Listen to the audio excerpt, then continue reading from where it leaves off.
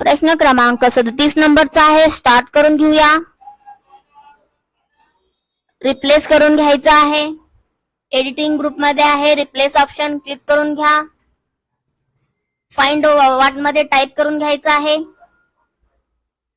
MS type करून घ्या.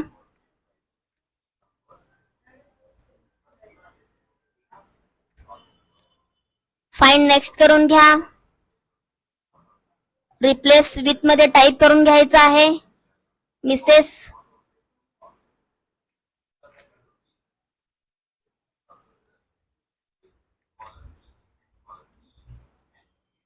Replace all option वरती क्लिक करा.